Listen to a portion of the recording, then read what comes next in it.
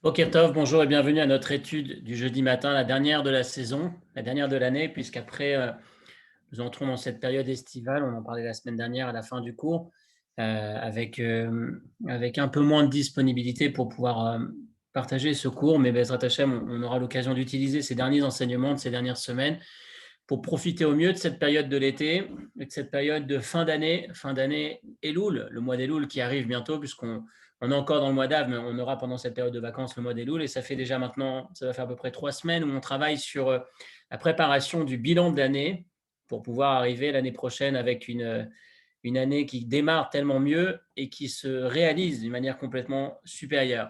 Cette semaine, nous terminons le 4e livre de la Torah, Parashat Matot et Mas'é. Nous lisons 2 parachiotes, les 2 dernières, Matot Mas'é, qui relate globalement, surtout sur la dernière partie de la Torah, de ce 4e livre. J'ai dit de la Torah parce qu'effectivement, la fin du 4e livre, c'est aussi en même temps la fin de la partie Torah. Bien évidemment, le 5e livre, c'est aussi la Torah.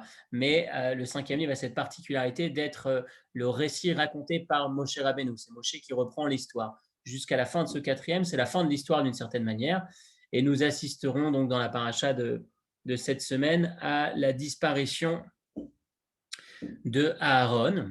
Et ce qu'il y a de particulier cette année, et ça va être donc le thème de notre réflexion aujourd'hui, c'est unique comme configuration, c'est assez unique du moins, c'est le fait que nous nous retrouvons à lire dans la Torah cette semaine, Shabbat, le passage de la disparition d'Aaron qui s'est produit exactement cette semaine, Shabbat, il y a un certain nombre d'années. C'est-à-dire que c'est rare qu'on lise un événement, on va voir dans le détail, c'est plus que rare, puisqu'il y a quand même certaines particularités dans cet événement, mais le phénomène atypique qu'on soit en train de lire dans la Torah, vous allez me dire, à Pessah, on lit dans la Torah le passage du Korban Pessah, mais ça a été programmé comme ça, c'est-à-dire qu'en fait, la Torah nous demande, les Chachamim ont mis en place que chaque fête, on va chercher dans la Torah le passage qui parle de la fête. Là, la particularité de ce Shabbat, c'est que on lit la Torah dans une continuité, enfin, on a commencé la Torah à Bereshit, après à Simchat Torah, puis on continue semaine après semaine. Et comme par hasard, alors il n'y a pas de hasard bien évidemment, mais cette semaine, on va lire l'événement qui s'est produit,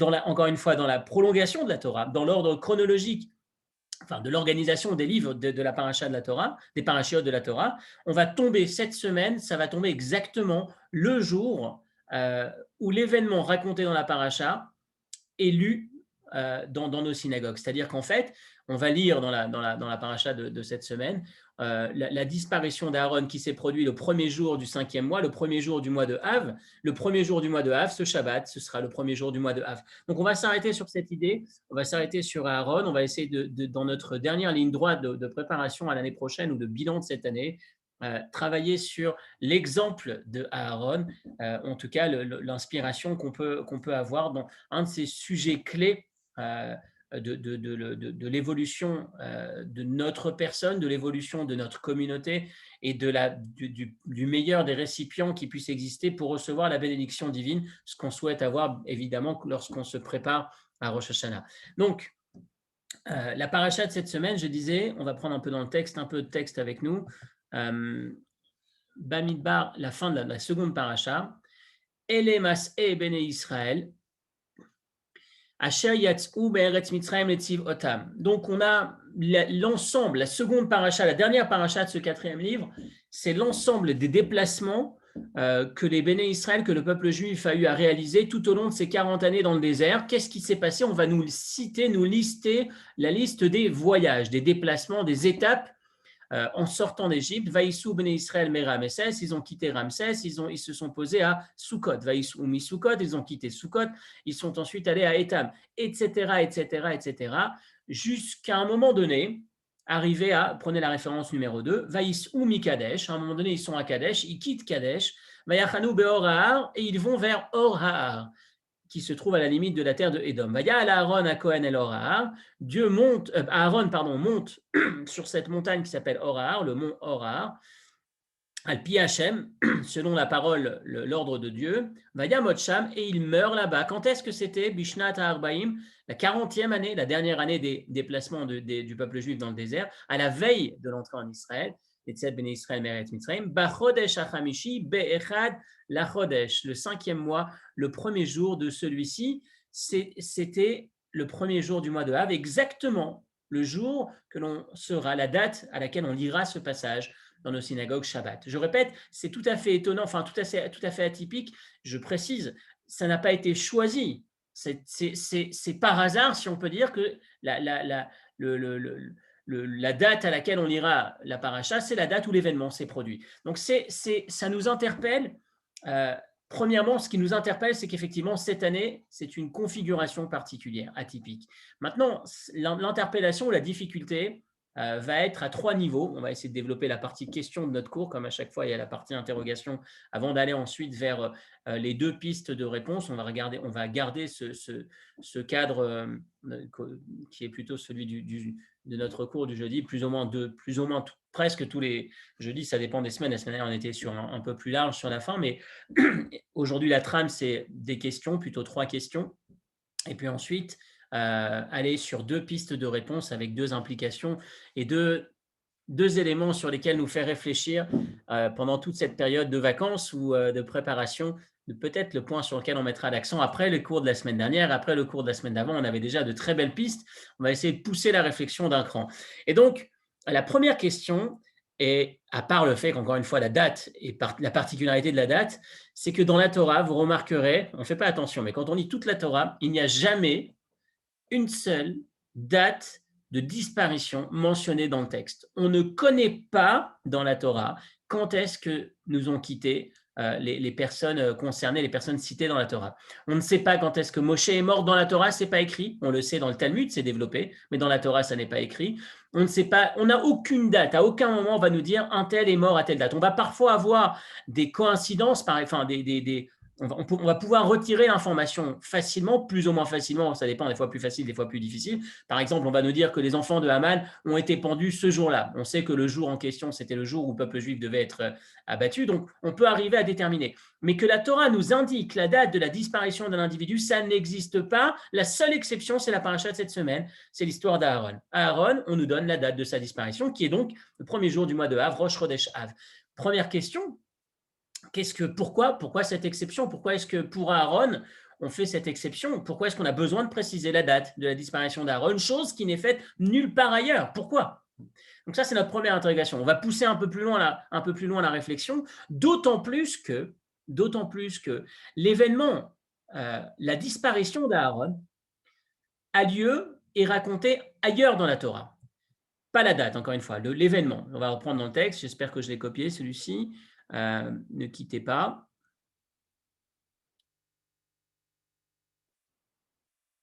Non, il n'est pas cité ici. Je réfléchis juste si je l'ai vu ou si je le vois un peu plus loin. Non, il n'est pas cité dans le texte, mais c'était dans la paracha où on parlait dans la paracha de Roukat, lorsqu'on parlait de Moshe qui a frappé sur le rocher. Et donc, à cet instant, on nous raconte que Aaron va mourir. Donc, en fait, qu'est-ce qui se passe? L'emplacement où on aurait dû nous raconter, on aurait dû nous mentionner la date de la disparition d'Aaron, si déjà, c'est pas cette semaine, c'est dans Parashat Roukat, lorsque les faits se déroulent, lorsqu'on nous raconte la disparition d'Aaron, c'était dans Parashat Roukat, c'est là où on aurait voulu avoir la date. Les faits se sont passés et au fait, c'était à telle date. Donc notre première question, c'est pourquoi il n'y a que Aaron pour qui on nous donne la date de sa disparition. Notre deuxième question, c'est si déjà tu nous donnes la date de la disparition, donne-nous-la au moment où les faits sont relatés dans Parashat Roukat, à l'issue de l'opération avec le rocher qui devait donner de l'eau sur lequel Moshe a frappé et Aaron était avec lui et a pris par la même occasion. Donc à ce moment-là, on nous dit qu'Aaron va mourir et Aaron meurt, on nous raconte sa disparition. Pourquoi est-ce que c'est pas là-bas où on nous donne la date? Pourquoi est-ce que c'est dans la paracha de cette semaine? Et troisième détail dans la question, d'autant plus que dans la paracha de cette semaine, ça a l'air d'être tout à fait inadapté. Pourquoi? Et c'est ce sur quoi on va développer un petit peu. Donc on a notre question, c'est notre même question en 3 temps. L'introduction à la question, c'est cette année, avec la particularité du calendrier où ce Shabbat, on lit l'événement qui se produit à la date même de ce Shabbat, donc encore une fois la disparition d'Aaron.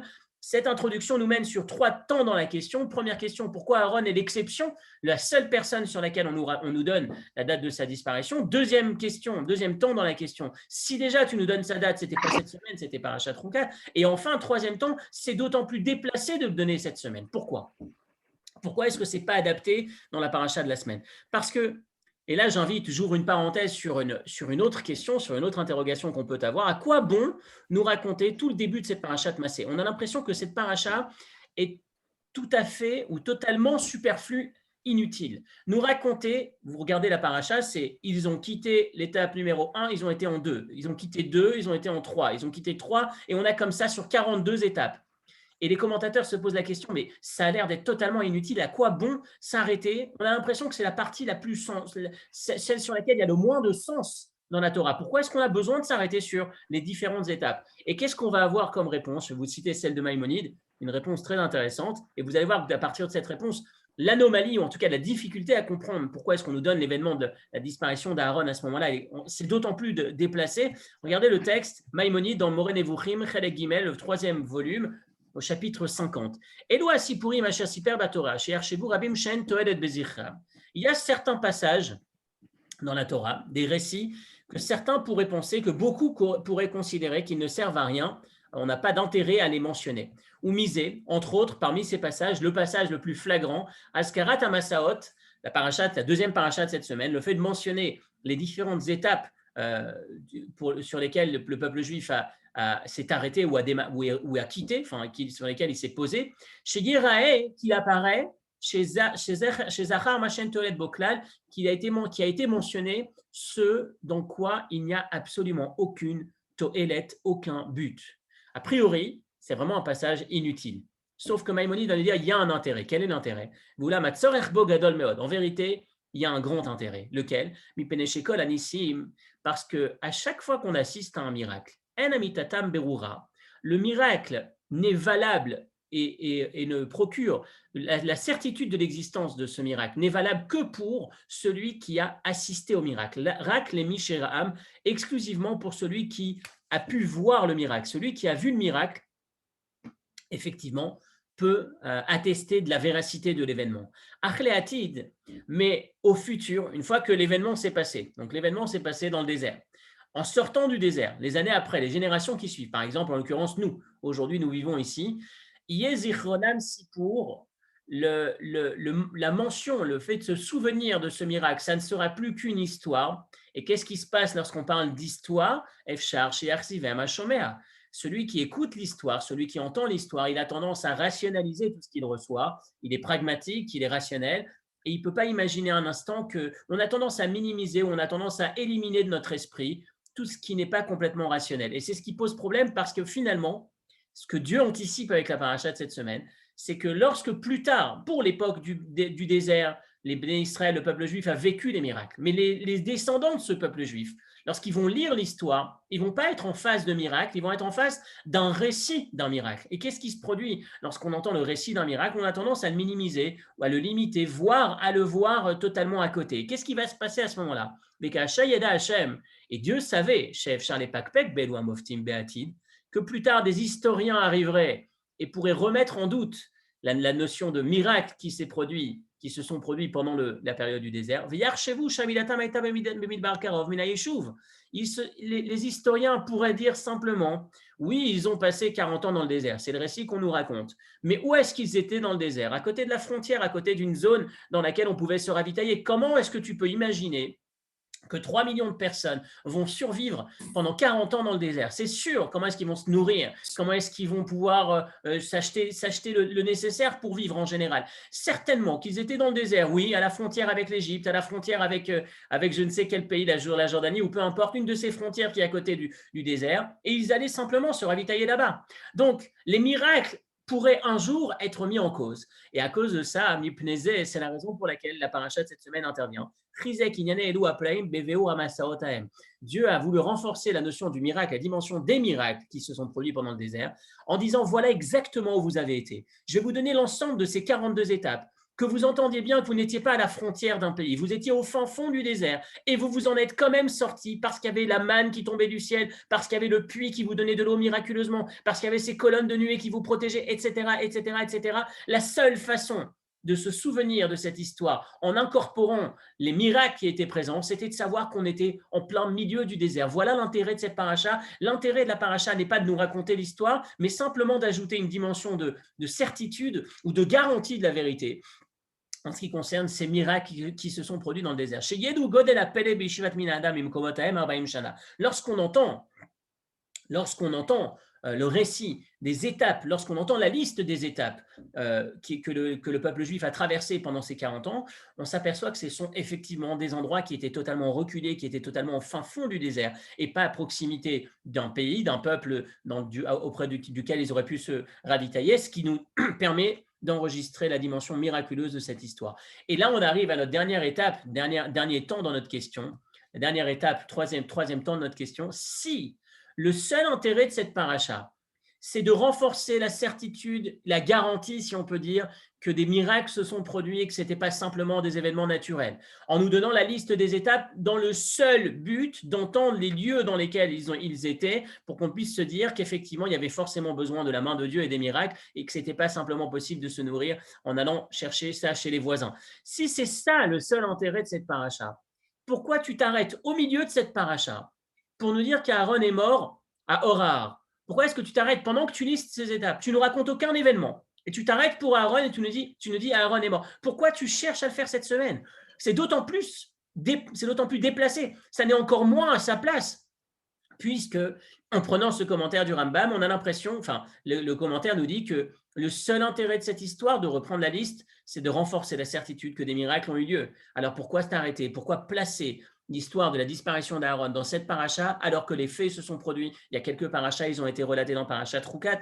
Donc en 3 temps, pourquoi est-ce que c'est la seule date? Pourquoi dans cette paracha? Surtout quand cette paracha n'est pas du tout là pour nous raconter les histoires, elle est là simplement pour reprendre les lieux, pour renforcer notre croyance en cette dimension miraculeuse de ce déplacement dans le désert. Alors pourquoi ici? Donc voilà nos interrogations.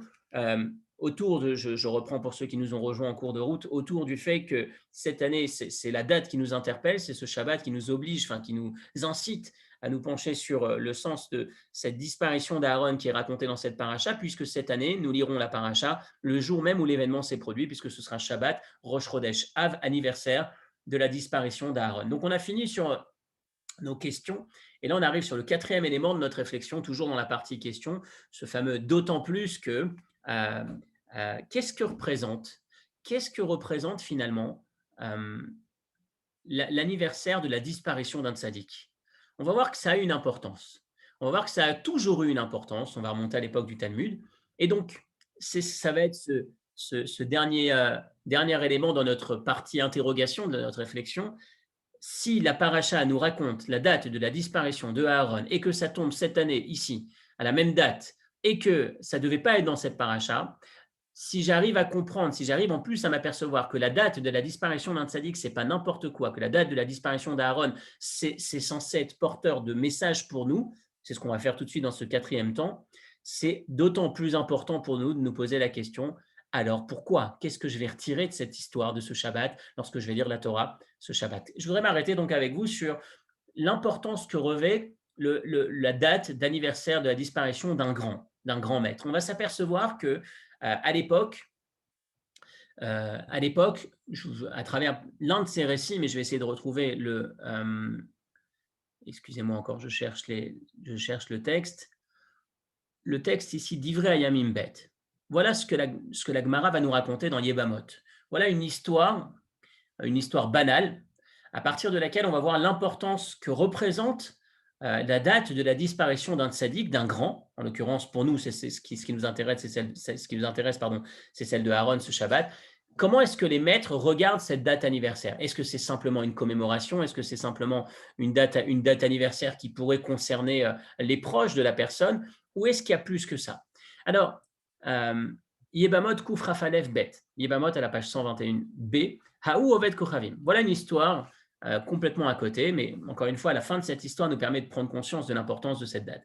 Il y avait un jour, c'est l'histoire d'un non-juif, chez Amar le Israël, qui s'adresse à un juif et il lui dit Ketzot shachat beshabbat vatel evemotai, ve'imlo eherog otcha kemo shaharagti ploni, she'amarti lo levashali beshabbat velo ratza veharagti. Il y avait un homme qui s'adresse, donc un non-juif qui s'adresse à un juif et qui lui dit S'il te plaît, je voudrais que tu coupes cette herbe, que tu coupes ce foin et que tu le serves à mes animaux. Si tu ne le fais pas, je te tuerai comme j'ai tué ton copain enfin un autre juif, à qui j'avais demandé de préparer à manger pour moi Shabbat, cuisiner Shabbat, chose qui était interdite. Il n'a pas voulu le faire, je l'ai tué. Donc voilà l'histoire. Un non-juif qui dit à un juif, transgresse pour moi le Shabbat, sinon je te tuerai comme j'ai tué l'autre. Il raconte ça de manière spontanée et il donne une identité, comme j'ai tué l'autre, et il donne le nom de la personne. Sham'a ishto shel Ploni. La femme de cet autre entend l'histoire, elle est à côté, on lui raconte l'histoire telle qu'elle s'est passée. Chez Amar Agoy Sharago. Donc elle entend que le goy, ce non-juif, annonce avoir tué son mari. Cette femme-là était ce qu'on appelle Aguna, était dans cette situation où elle ne se remariait pas, elle était sans nouvelles de son mari. Son mari avait disparu, mais on ne savait pas ce qu'il était devenu. Donc elle était bloquée, elle ne pouvait pas se remarier parce que peut-être que son mari est encore vivant. Et par conséquent, elle est encore liée par les liens du mariage avec son mari. Elle ne pouvait pas divorcer pour essayer de se libérer de ses liens parce qu'il n'y a personne qui pouvait lui remettre cet acte de divorce, ce guet, puisqu'on ne sait pas ce qu'il est devenu. Il est peut-être vivant, peut-être pas. Elle est dans l'incertitude, elle est bloquée. Elle entend cette histoire, racontée spontanément par ce non-juif. Elle va voir le maître de la Gemara qui s'appelle Abaye. Uva Lifne Abaye. Elle est partie voir le maître Abaye, Lishol, pour poser la question, pour l'interroger. Au vu des informations que je viens de recueillir de ce non-juif, Haïm Muteret Leinase, j'ai le droit de me remarier ou est-ce que je suis toujours bloqué? Est-ce que cette information est suffisamment fiable pour que je puisse considérer que je puisse me marier? Ikevota Abaye Shlosha Regalim. Abaye lui a dit, je vais te faire patienter le temps de 3 fêtes, 3 régalim, 3 occasions, jusqu'à ce qu'à l'occasion de ces grandes fêtes, l'ensemble des rabbins se réunissent, l'ensemble de la cour des grands maîtres, des plus compétents, si on peut dire, et qui puissent juger avec eux, est-ce que cette information est suffisamment fiable, est-ce qu'on peut autoriser cette femme sur les dires, simplement en s'appuyant sur les dires de cet individu, ou est-ce qu'il y a moyen, il y a une matière à s'interroger sur la véracité. Rashi, sur le commentaire, sur place, sur cette Gemara, pose la question, s'interroge, c'est quoi ces 3 dates? S'il a besoin d'attendre 3 dates, 3 moments où il y avait des réunions de tous les plus grands de la période, quels étaient ces 3 événements? Rashi nous dit Yom Shemet Bo Adam Gadol. Il s'agit de 3 dates, un moment où des dates où des grandes personnalités du peuple juif ont disparu, sont mortes. Kov Imoto Lichvodo, on instaurait ces dates comme des dates importantes pour honorer, pour respecter, de rendre un hommage à ses maîtres. Ou Midé Shana Beshana, et d'année en année, que chez Magia Otoyom, lorsque ce jour arrive, lorsque cette date arrive, Midkaptsim Talmidei Chachamim, l'ensemble des maîtres se réunissaient autour de lui, ou Vaïm al-Kivro, ils allaient sur sa tombe le pèleriner avec l'ensemble du peuple, les Oshiv et Shivacham, et c'était l'occasion de ces grands congrès, rabbiniques, cette réunion massive de Talmidei Chachamim, de rabbins, et c'est ce qu'Abaye attendait. Abaye attendait 3 dates de fait de pouvoir réunir l'ensemble des Chachamim à plusieurs reprises, que l'ensemble des maîtres soient présents, pour réfléchir, pour juger avec eux sur la question que cette femme lui présentait. Ce que j'entends, ce que je reprends de ce passage, c'est que la date anniversaire de la disparition d'un tzaddik ou d'un grand maître, c'était déjà à l'époque du Talmud, une date à laquelle tout le monde s'arrêtait, tout le monde venait rendre cet hommage, tout le monde venait s'inspirer des enseignements de ce maître, tout le monde se réunissait pour lui rendre ce kavod. Donc si la Torah ne nous mentionne aucune date de disparition, sauf, encore une fois, la Torah écrite, dans les textes de la Torah. On connaît d'autres dates. Dans le Talmud, on va développer, on va décoder, on va pouvoir déterminer quand est-ce que David est mort, quand est-ce que Moshe est mort, etc., etc. Mais dans le texte, la Torah ne se consacre à mentionner la date exclusivement de la disparition d'Aaron à Cohen, de Aaron cette semaine. Et donc, si la Torah le fait, avec ce 4e élément dans notre réflexion, le 4e élément, c'est l'importance de la date de disparition d'un tzaddik. Il y a quelque chose pour nous. Donc, si ce Shabbat, on arrive à la synagogue et on lit la disparition d'Aaron le jour où elle s'est produite, à un endroit qui n'est pas adapté et qui n'est d'autant moins adapté que c'est une paracha qui n'est pas censée relater l'information, si ce n'est que reprendre les étapes pour renforcer notre croyance en l'importance des miracles qui se sont produits et pas simplement le fait que tout s'est passé naturellement ou que Dieu n'était pas présent. Donc, c'est déplacé et on arrive à lire la disparition, le jour de la date de cette disparition. Il y a quelque chose pour nous. Ce n'est pas une simple date, c'est une information importante. Si la Torah choisit de nous le transmettre, c'est spécial pour Aaron et c'est spécial pour nous, ce Shabbat. Qu'est-ce qu'on va retirer de ce passage? Voilà notre première partie du cours. Donc, on a vu le thème est clair, enfin l'idée est claire. qu'est-ce qu'on va retirer de l'anniversaire, de la date de l'anniversaire de la disparition d'Aaron. On va essayer d'aller sur 2 voies de réponse, comme à chaque fois. Une première, très intéressante, très riche aussi, et une seconde peut-être un peu plus forte. Les 2 sont particulièrement adaptés à la période que l'on vit actuellement et cette période de fin d'année et de préparation à la prochaine. Première explication, première piste de réflexion qu'on va avoir aujourd'hui. Je voudrais vous citer un texte du Sfat Emet, du Rabbi de Gour, qui, dans un contexte différent, mais qui nous emmène sur une première réflexion sur l'anniversaire de la disparition d'Aaron. L'anniversaire de la disparition d'Aaron, Aaron avait une attitude particulière, avait une qualité spéciale. C'est quoi la particularité d'Aaron, à la différence de Moshe? C'est que Moshe, principalement, nous transmet la Torah. Moshe va nous remettre entre les mains les commandements, encore une fois, la partie principale de l'œuvre de Moshe, c'est dans notre relation à Dieu, dans notre relation au spirituel, les mitzvot, les grandes mitzvot, les grandes fêtes, etc., etc. Mais Aaron avait cette capacité, cette qualité particulière de faire du chesed, d'être dans le shalom, faire en sorte que les gens vivent en paix les uns avec les autres, que les gens, être bon avec les gens, c'est la fameuse Mishnah des Pirkei Avot qu'on a lu la semaine dernière, soit des élèves de Aaron, fait partie des élèves de Aaron qui aimaient la paix, qui poursuivaient la paix, qui aimaient les créatures et qui les rapprochaient de la Torah. On a cette notion de la qualité principale, l'investissement, l'œuvre de la vie de Aaron était consacrée justement à s'investir pour rétablir la paix, pour faire du bien autour de lui sur terre. Et c'est cette dimension qu'il nous faut retenir. Lorsqu'on fait du bien sur terre, Dieu rembourse sur terre. Et c'est un message très fort. Parfois, on a tendance à passer des moments un peu plus difficiles, on a du mal à le voir, mais il faut bien l'enregistrer, il faut bien l'entendre, et c'est peut-être le premier message que nous envoie ce Shabbat, cette paracha.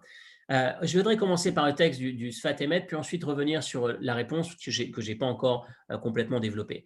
Il y avait donc l'expression de l'histoire. L'histoire se présente, je retrouve le texte, excusez-moi, je ne suis pas bien familier avec le texte, de référence numéro 3.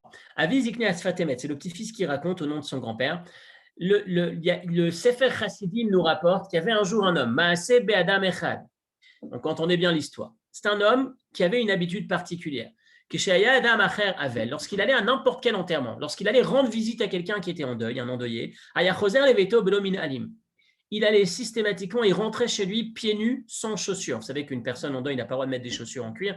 Aujourd'hui, on a des chaussures en toile. À une époque, on était simplement sans chaussures, bien que la chaussure en toile était permise. Mais en tout cas, il se mettait en chaussures en toile ou il retirait ses chaussures. Lui, il faisait du zèle dans un sens. Il n'était pas tenu par le deuil, puisqu'il n'était pas concerné par le deuil de cette personne, mais vu qu'il allait rendre visite à quelqu'un, il partageait sa douleur. Quel jour est-ce que lui-même est mort? C'était Tisha B'Av. Et donc, toute la communauté est partie à son enterrement sans chaussures, puisqu'à Tisha B'Av, on n'a pas le droit de mettre des chaussures en cuir. Donc, ça veut dire que l'histoire que raconte le Sefer Chassidim, c'est une histoire intéressante. C'est quelqu'un qui rend service, en tout cas à sa façon, qui rend hommage, qui participe à la peine en s'impliquant de manière exceptionnelle dans le deuil ou dans l'apaisement de la personne, en prenant avec lui le deuil, en retirant ses chaussures. Dieu a fait en sorte que le jour où il nous quitte, où cet homme nous quitte, c'était un jour où tout le monde était sans chaussures, et donc tout le monde va lui rendre cet hommage, tout le monde va participer à sa peine de la même manière que lui, ou à ses descendants, de la même manière que lui se comportait avec les autres. Ken Aaron à Cohen. Donc le Sfat Emet va dire, le Aaron, c'est la même chose. Gamal Chesed im Kol Israël. Il a rendu service, il était dans le chesed, dans cette dimension du don pour tout le monde. Il est décédé donc le Rosh Chodesh Av, Ayamim Shekol Israël Mitablim, période à laquelle l'ensemble du peuple juif est de toutes les manières en deuil, pour que tout le monde marque ce deuil. Et dans cet esprit, si la Torah nous mentionne la date du deuil de Aaron, la seule exception que la Torah fait, c'est parce que, premier accent, premier enseignement, c'est parce qu'on doit se souvenir que lorsqu'on fait du bien sur terre, Dieu paye, si on peut dire, ou Dieu récompense en bien sur terre. Lorsqu'on fait du bien avec Dieu, on a effectivement toute la dimension du Gan Eden, du monde futur, où Dieu nous fait du bien, si on peut dire, nous récompense dans une dimension différente. Lorsqu'on fait du chesed, lorsqu'on fait du bien autour de soi, lorsqu'on fait du bien tangible dans ce monde, lorsqu'on fait en sorte que ce monde matériel devient un monde meilleur, Akadosh Baruch Hu nous rend ce salaire dans ce monde, dans les paramètres de ce monde matériel, dans le bien tangible, matériel, et pas simplement dans le monde futur. C'est ce qui se passe avec Aaron. La Torah souhaite nous donner sa date. La Torah souhaite que tout le monde connaisse la date de la disparition d'Aaron, pour que ce soit inscrit dans la pierre, si on peut dire, dans la paracha, dans la Torah écrite, que tout le monde s'en souvienne, que tout le monde participe à la commémoration. de cette date, tout le monde lui rende cet hommage. Et en plus, c'est tombé le premier jour du mois de Av, période à laquelle, de toutes les façons, on est en deuil. Comme ça, tout le monde se souvient, vous savez, quand on traverse une période de deuil collectif, hein, j'entends par exemple le 9 Av, etc. En vérité, on est tous ensemble dans cette période de deuil, mais chacun va s'attrister sur son deuil personnel. Il va associer son deuil au deuil collectif, sa peine à la peine collective. C'est-à-dire que finalement, on est en train de pleurer pour la destruction du temple, mais pendant qu'on pleure pour la destruction du temple, on pleure aussi pour nos propres petits soucis ou grands soucis que chacun peut avoir personnellement. On associe une peine à une autre. Lorsqu'on arrive au mois de Av, premier jour du mois d'Av, et Dieu nous annonce, voilà la date à laquelle il est parti. Et Dieu a choisi presque, si je lis le Sfat Emet, cette date. Si c'était tombé un mois de Hadar, si c'était tombé en plein milieu de la fête de Simchat Torah, c'est pas certain que le peuple juif se serait arrêté pour marquer la date de la disparition d'Aaron. Ce serait plus difficile. Alors que là, c'est tombé au mois d'Av. Et Dieu, la Torah, cherche à faire en sorte que tout le monde soit au courant, que tout le monde connaisse la date, pour que tout le monde se souvienne et tout le monde rende cet hommage à Aaron. Et en même temps, c'est pour nous une inspiration, c'est pour nous un enseignement. Rappelons-nous que lorsqu'on s'engage à faire du bien sur terre, Dieu rembourse ou Dieu récompense en bien matériel sur terre. L'expression la plus intéressante qu'on va retrouver, c'est Elou Devarim, la Mishnah qu'on récite tous les matins dans les bénédictions du matin, avant la prière. Elou Devarim Shen Lahem Shio. Il y a cette liste de grandes mitzvot qui nous permet de bénéficier de grandes récompenses. Il y a une partie de cette liste, c'est voici les mitzvot qui vont vous permettre de recevoir des récompenses sur terre tout en préservant son capital pour plus tard. Donc, quand je fais une mitzvah sur terre, donc l'individu qui a fait cette mitzvah bénéficie des fruits, de l'usufruit, si on peut dire, du capital mérite qui vient de déclencher sur terre, mais le capital reste valable pour plus tard, pour le monde futur. Et dans cette liste-là, vous n'avez ni Yom Kippour, ni Pessah, ni les Tefillin, ni Shabbat. Vous avez quoi comme dans cette mitzvah? APA, Vabikurim, Varayon, Ogmilut Rasadim, tout ce qui concerne les dons aux pauvres, tout ce qui concerne raccompagner une personne à sa dernière demeure, Achnasat Ochrim, recevoir des invités. On n'a que rendre visite à un malade, on n'a que des mitzvot terre à terre, des mitzvot sociales, des mitzvot sur terre. Et c'est sur ces mitzvot sur lesquels la Mishnah ou la Torah s'engage que tu auras la possibilité de voir la récompense sur terre. Pourquoi? Parce qu'il y a cette dimension qu'on appelle en hébreu mida keneged mida. Je fais quelque chose, je déclenche l'équivalent. J'ai fait du bien sur terre, ça déclenche que Dieu me renvoie du bien sur terre. Et j'insiste parce que ce n'est pas toujours évident. J'insiste parce que parfois on a l'impression qu'on ne voit pas les conséquences. Mais on a cette paracha qui vient cette semaine et qui nous le rappelle. Attention, rappelons-nous combien est-ce que c'est important. Même si on ne voit pas complètement, c'est présent. Ça ne va pas être toujours visible tout de suite, ça prend parfois un peu de temps, mais ayons ça en tête, gardons ça en tête et investissons-nous pour donner le maximum, pour que ce monde bas, ce monde des humains, ce monde matériel puisse devenir un monde meilleur au travers de mes actions, ma contribution au quotidien pour faire de ce monde un monde meilleur en étant plus gentil, en étant plus droit, en étant plus accueillant, en étant plus chesed, en imitant Aaron. Ça, c'est la première partie de notre étude avec cette histoire.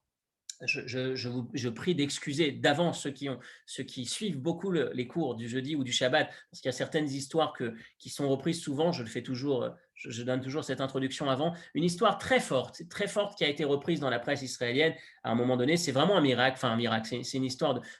Ça fait partie de ces histoires. Il y en a beaucoup, mais qui nous surprennent. On a l'impression que c'est de la science-fiction, mais dans la presse, ça a été repris avec les noms, les identités. Enfin, on sait, on peut suivre, on peut tracer l'histoire. C'est une histoire qui se passe dans le nord d'Israël il y a un certain nombre d'années. C'est une dame qui entre dans une pharmacie pour demander enfin, dans le cadre des médicaments qu'elle demandait, ou peu importe, je ne sais pas exactement quelle était l'ordonnance qu'elle présentait, mais elle échange ou elle partage avec la pharmacienne sur ses projets d'avortement qu'elle avait. La femme en question explique qu'elle avait déjà 3 filles. Elle a peur que cet enfant qu'elle portait, ce serait encore une fille. 4 filles, c'était trop pour elle. Elle voulait un garçon, et puis elle avait pris la décision d'avorter. Et donc, elle partage avec sa pharmacienne sa réflexion. La pharmacienne lui dit mais tu sais, d'abord, même si c'est une fille, c'est extraordinaire. Elle lui dit, je ne peux pas avoir une autre fille, une fille de plus, je ne peux pas. Alors la pharmacienne lui dit, écoute, voilà, si tu as une fille supplémentaire, ne t'inquiète pas, ne touche pas à la vie de cet enfant. Je le prendrai, on le prendra nous en charge. Tu n'es pas obligé de le garder. Je me chargerai de le prendre en charge et peut-être que ce sera un garçon et tu seras très contente. Elle a réussi à la convaincre. Ils ont écrit ensemble une demande de bracha au rabbi pour que tout se passe bien, etc. Mais elle a réussi à la convaincre de garder ce bébé et que si c'était une fille, elle le prendrait en charge. C'est fin de l'entretien qui se termine de cette manière sans plus jamais entendre parler de cette dame. Plus de nouvelles de cet épisode. Cette femme s'en va, des années passent, la pharmacienne a oublié l'histoire. 20 ans plus tard, 20 ans plus tard, dans cette même officine, dans cette même pharmacie, une dame entre, il y a une queue, il y a beaucoup de monde qui est en train de, qui demande enfin, qui attend pour prendre ses médicaments. Une dame entre et demande exceptionnellement à dépasser la queue. Elle demande est-ce qu'elle peut être prise en priorité. Elle explique que son fils va recevoir une décoration, une récompense parce qu'il a eu une attitude, enfin un acte héroïque puisqu'il a sauvé la vie. Il a sauvé une vie, bon, peu importe, il reçoit une récompense, une reconnaissance. Elle veut assister à la scène, elle veut assister à la cérémonie qui se passe de l'autre côté du pays et elle doit juste prendre quelques médicaments avant. Elle a peur d'être en retard. Est-ce qu'on peut lui céder le passage? Donc, tout le monde accepte, tout le monde laisse passer devant. Et on l'interroge, on la questionne. Au fait, qu'est-ce qu'il y a? Pourquoi est-ce qu'il reçoit une récompense? Qu'est-ce qu'il a fait de particulier? Et la femme raconte, elle dit, mon fils est soldat à Hebron, et il y a quelques temps, il a sauvé la vie d'un jeune lorsqu'une terroriste est sortie avec un couteau et cherchait à poignarder ce garçon. Il a réussi à la prendre par derrière, à l'attraper et finalement l'éliminer. Et il a sauvé la vie de ce jeune homme. Et la pharmacienne entend l'histoire, pose la question à la femme en question, elle lui dit, mais quand est-ce que ces événements se sont produits? Elle lui dit, c'était Shabbat dernier, ça s'est passé Shabbat dernier, vendredi soir dernier, ou en tout cas elle donne la date. Et la pharmacienne lui dit, mais c'est marrant ce que tu racontes, c'est mon fils. Enfin, encore une fois, les détails ne sont peut-être pas complètement précis, mais c'est là en fonction de la date ou peu importe. Elle lui dit, c'est marrant, c'est mon fils qui a été sauvé. Ton fils a sauvé la vie à mon fils. C'est impressionnant, c'est incroyable ce que tu me racontes. Et la femme s'adresse à la pharmacienne, elle lui dit, en fait, mon fils, c'est pas mon fils qui a sauvé ton fils, c'est ton fils qui a sauvé ton fils. Elle lui dit, pardon, de quoi est-ce qu'il s'agit? Et elle lui dit, voilà, tu te souviens peut-être pas de moi, moi je me souviens, et comment que je me souviens de toi? Il y a 20 ans, j'allais avorter, et tu m'as encouragé, tu m'as donné les forces et tu m'as convaincu de ne pas avorter. Et finalement, ce n'était pas une fille, c'était un garçon. Ce garçon, aujourd'hui, a 20 ans, c'est un soldat et c'est ce soldat qui a sauvé la vie de ton fils.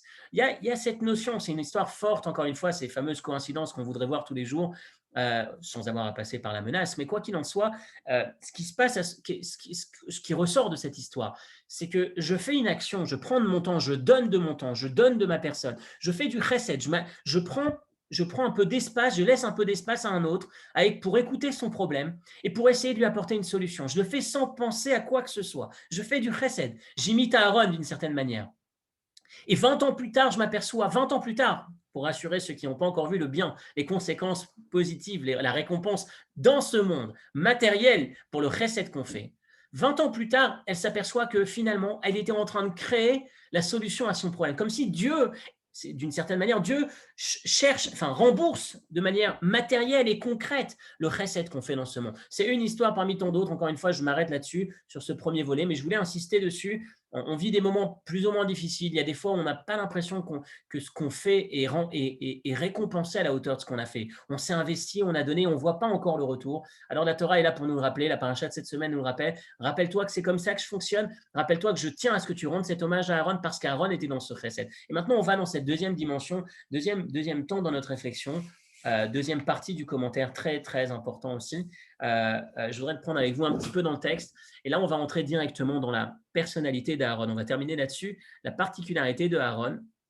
Si la Torah cherche à nous mentionner la date de la disparition d'Aaron, si la disparition d'Aaron s'est produite le premier jour du mois de Av, le jour aussi difficile de cette période de destruction du mois de Av, c'est qu'il y a dedans une invitation que la Torah nous fait. Et c'est donc ma deuxième piste de réflexion pour la préparation de l'année prochaine, à essayer de devenir un petit Aaron. L'impératif d'imiter Aaron, l'impératif surtout à cette période de l'année, de regarder Aaron et de dire comment est-ce que je peux imiter Aaron, comment est-ce que je peux être moi dans mon petit monde, un petit Aaron. Donc la première leçon, c'était quand on fait du chesed, rappelle-toi que Dieu paye sur terre. La deuxième partie, c'est essaye de devenir Aaron. Quelle est la particularité d'Aaron?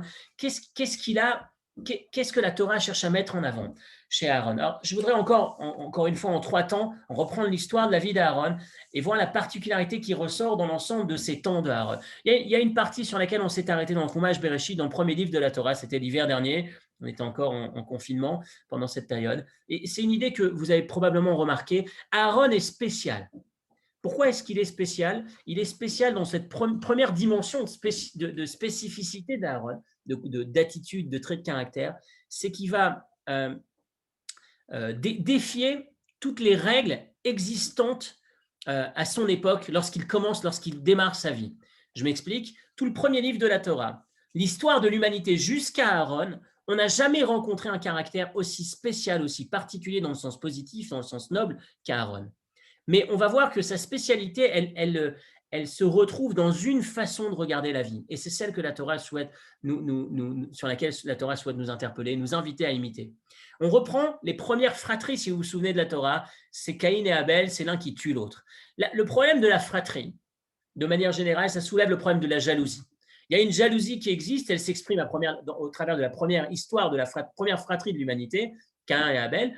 Dans cette fratrie, en fait, le phénomène de jalousie, un peu comme le phénomène de frustration, est souvent présent lorsque on a une attente, euh, on se sent proche d'eux, on n'est jamais jaloux de ne pas être le président de la République.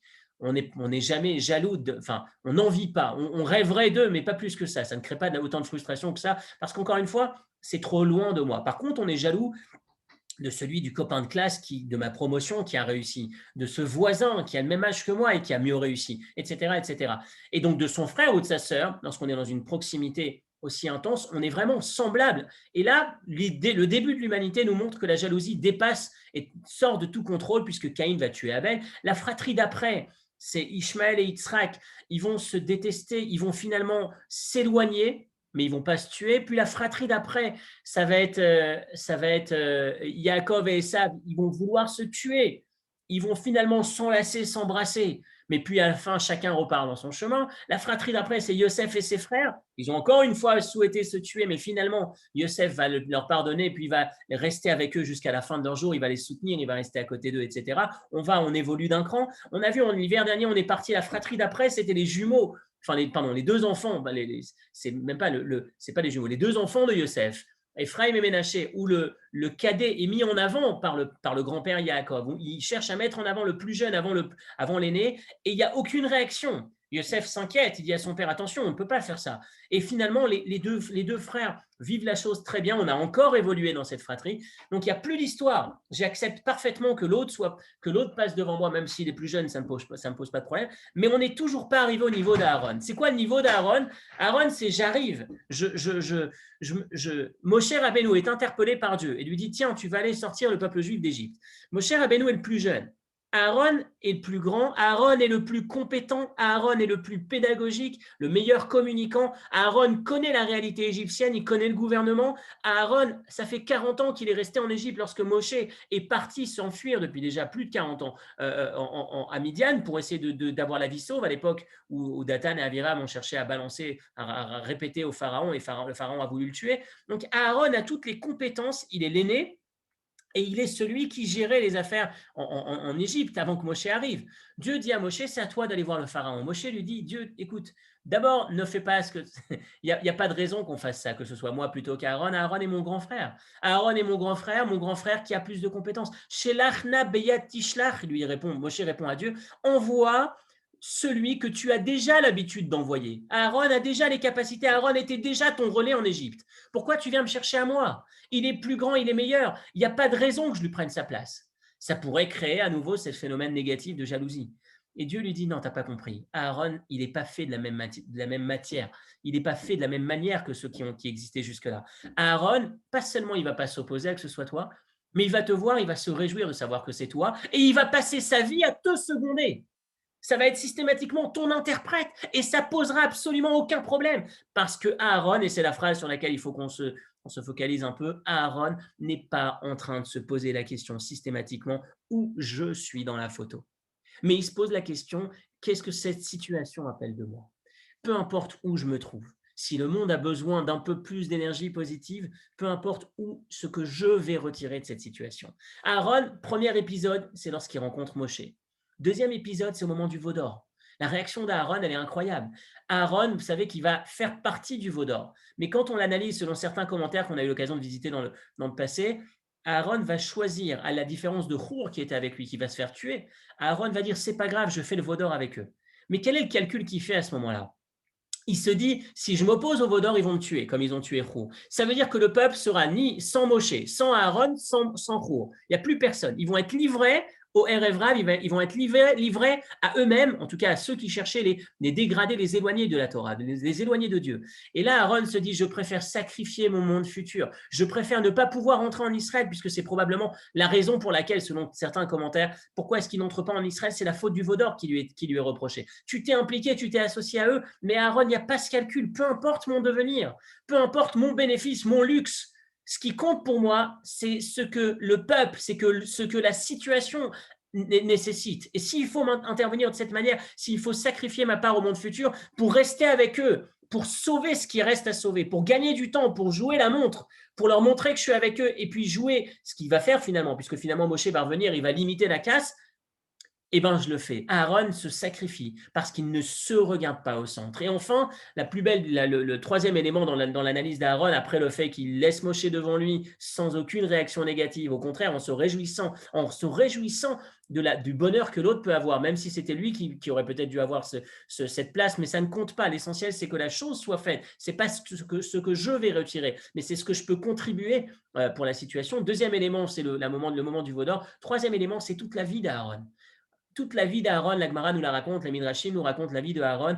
Aaron allait dévier de la vérité pour préserver la paix. Il allait voir un couple en difficulté, il allait voir la femme et lui dire, tu sais, j'ai vu ton mari, qu'est-ce qu'il est triste d'être séparé de toi, même si en vrai, il était en train de faire la fête. Il lui dit, qu'est-ce qu'il est triste. C'est vrai qu'aux yeux du monde, il a l'air de montrer qu'il est heureux. Enfin, il est débarrassé de ce poids. En vrai, lorsque j'ai parlé avec lui, j'ai vu qu'au fond, lui, il est brisé. Il rêve que d'une seule chose, c'est de se remettre avec toi. Et lorsque la femme entendait ça, elle se dit, ah, peut-être que. Et en attendant, il allait voir le mari. Et il disait au mari, tu sais, j'ai parlé avec ta femme. Et il répétait exactement la même chose. En apparence, elle a l'air d'être contente d'être dans cette séparation. Mais au fond d'elle, je sais qu'elle me l'a dit. Elle ne rêve que d'une seule chose, c'est de pouvoir se remettre avec toi. Et lorsque les deux se croisaient, ils se disaient, bon, je vais faire un pas vers l'autre, puisque j'ai découvert l'aspect positif ou la facette voilée, non visible, invisible de l'histoire. Et donc, forcément, qu'est-ce qui se passait? Il est rapproché. Il passait sa vie à être dans ce shalom, faire en sorte que Rodev Shalom, faire en sorte que la paix soit présente, faire en sorte d'être dans le chesed. Et le premier jour du mois de Av, le jour où on commence à entrer dans cette dernière phase du deuil de la destruction du temple, Dieu nous invite, et en mentionnant cette date, Be'echad, le jour 1, Echad, c'est aussi la notion d'unité. Le premier jour du mois de Av, Dieu nous rappelle et nous invite à investir sur la qualité d'Aaron.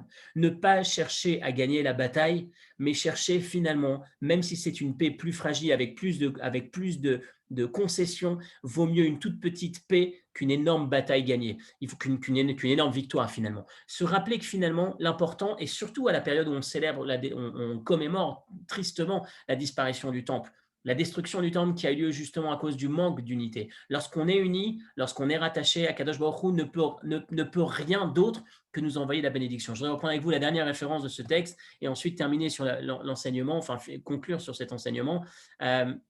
L'Écouter Sichot, Yudchet, le 18e volume du L'Écouter Sichot à la page 411. Parashat Mas'eya Parasha Banikeret Hashaychut Ben Parashat Hashuvah Lizman Bo Korimota. Cette paracha, c'est une paracha sur laquelle c'est flagrant le lien entre la paracha et la période en cours. Yinikret, c'est toujours soit le Shabbat qui précède le mois de Av, soit le jour du premier jour du mois de Av, comme cette année, ou soit le lendemain du premier jour. Ou Parasha Mesupar, et dans cette paracha, on nous raconte la disparition de Aaron qui s'est produite Chodesh Hachamishi, le 5e mois, le mois de Av, Be'echad la Chodesh, le premier jour de Aaron, les autres la moitié Shemitat Aaron Mesuperet Parashat Rukat. Et on nous raconte ça cette semaine alors que c'est pas sa place, puisque la disparition était racontée dans Rukat. Aval Zman Mitato, mais la date de sa disparition, c'est cette semaine. Bekar Yeshna Adgasha le Kesher. La Torah cherche à mettre l'accent, à mettre le doigt sur le lien qui existe entre la destruction du temple que l'on commémore et la disparition d'Aaron. La cause de la destruction du second temple, c'était la haine gratuite. Ve'atikun, et la réparation, c'est lorsqu'on se souvient du 5e mois, Be'echad la Chodesh. Echad, ce jour 1, ce jour qui unit. Et Ve'mitamidav shel Aaron, la Torah nous lance cette invitation, soit fait partie des élèves de Aaron. Oev Shalom, Ve'rodev Shalom, aime la paix, poursuit la paix, Ahavat Rinam, aime gratuitement, Ve'ardout, soit dans cette forme d'unité, Ve'shalom et de paix. L'importance, la nécessité absolue, l'urgence de se réunir, l'urgence de faire abstraction de ces petites victoires qu'on cherche à avoir. Tiens, je vais gagner là-dessus, passe, soit à l'image d'Aaron. Et voilà l'invitation que la paracha de cette semaine nous fait. Cette année spécialement, où on lira le jour même de cet événement, On entre dans cette période, ne nous sous-estimons pas dans cette dimension. Je ne pourrais pas terminer sur ce dernier volet, peut-être qu'on en parlera Shabbat. Ne nous sous-estimons pas, ne considérons pas nos efforts comme inutiles. Même un petit effort pour préserver la paix plutôt que gagner une belle bataille, même si c'est une petite paix, même si c'est plein de concessions, si le bénéfice, si l'objectif, si le résultat c'est shalom, c'est la paix, il n'y a pas de prix à ça. Soyons parfois un peu bêtes, peut-être un peu naïfs, mais laissons donner la priorité à n'importe quel espoir qui va nous permettre de nous réunir plutôt que de mettre en avant notre ego. Aaron ne se posait pas la question qu'est-ce que je vais gagner de cette situation? Où est-ce que mon nom va être inscrit? Aaron se posait la question en toute objectivité, ce qui n'est pas facile à avoir seul, on en a parlé Shabbat dernier, en utilisant éventuellement un autre, en utilisant un maître, l'importance d'avoir un maître, c'était le sujet de Shabbat dernier. En tout cas, Aaron se posait la question qu'est-ce que cette situation appelle de moi? Pas qu'est-ce que je peux gagner de cette situation. C'est toute une autre philosophie et en cette fin d'année, pendant cette période d'analyse, de bilan et de perspective, de préparation à l'année prochaine, et en même temps, ça tombe dans cette période des 9 jours du mois de Av, de la destruction du temple. Essayons de réfléchir qu'est-ce que je peux faire pour renforcer dans ma famille, renforcer dans mon couple, renforcer avec mes enfants, renforcer avec mes voisins, avec mes amis, avec ma communauté, avec des étrangers.